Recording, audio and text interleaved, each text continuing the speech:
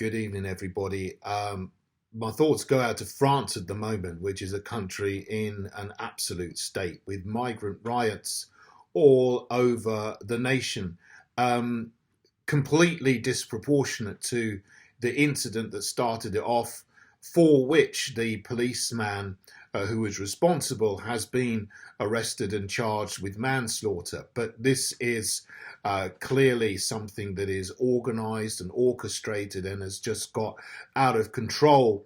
And with 40,000 police on the streets, are simply not enough in number to cope with hundreds of thousands, if not millions, of young military-aged men who are either actual migrants or from a migrant background who have not at all integrated into French society. In fact, they keep their own language and do their own things, and many of them hate their host country, France. This is not just something that's limited to France.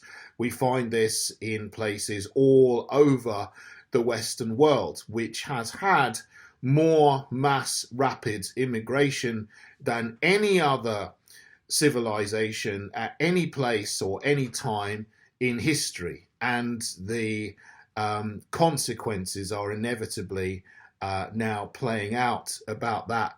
But what is particularly frightening is that the government of Macron have declared that there's going to be an internet blackout tonight. So this was appeared on the web yesterday. This was from a part of the French government called the Ministère de l'Intérieur et des Outre-mer, which I guess means the Ministry of the Interior and Overseas. So I'm just reading this from the site here, and I'll try and translate it as I go. So it says, this is the second paragraph, which is the key thing from this document. À partir du 13 juillet et pour une période déterminée, des restrictions temporaires seront appliquées à l'accès à Internet dans certains quartiers spécifiques pendant les heures nocturnes. So it means from the 3rd of July, that's today, and for a determined period, temporary restrictions will be applied to internet access in certain specific areas during night hours. Ces restrictions visant à prévenir l'utilisation abusive des réseaux sociaux et des plateformes en ligne pour coordonner des actions illégales et inciter à la violence.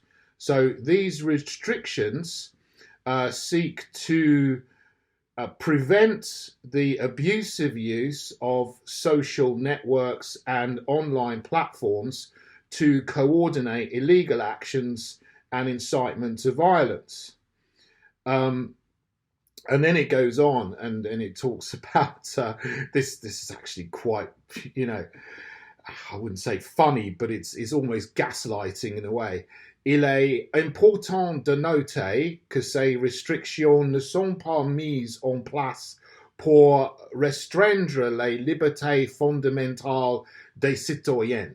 So it then says, it's important to note that these restrictions are not being put in place to restrict fundamental liberties of citizens. Of course they are. If you're going to block the internet, then it's restricting the fundamental liberties of citizens. And what this is about is stopping people from reporting what's going on and what's happening in the hellhole that is most French cities at the moment. If you're in the countryside, in a village, you're probably safe from this, but the suburbs and the city centres are being burnt down. And you've already got some mainstream media outlets saying, oh, there's misinformation about France, about the riots in France. Well, actually, if we are not allowed to film or upload or see what's going on, then that actually creates the space for the mainstream media to control the narrative and to put out their misinformation while accusing people who are actually reporting on what's going on of spreading misinformation. This is the total inversion and gaslighting and twisting of the events that is going on, both by the governments and the mainstream media. This has happened. This is a perfect problem, reaction, solution situation. Now, the problem is huge and it's been, inevitable, but the reaction there from the government is, well, we're going to shut down the internet for your safety and security, stop you from communicating with other people, and so that whatever happens, the police or the so-called emergency services, which will be riot police essentially, can go in and do what the hell they like. There's no good side in this, because the police essentially are protecting the governments who have created the situation of bringing in millions of military-aged men in order to destroy their country.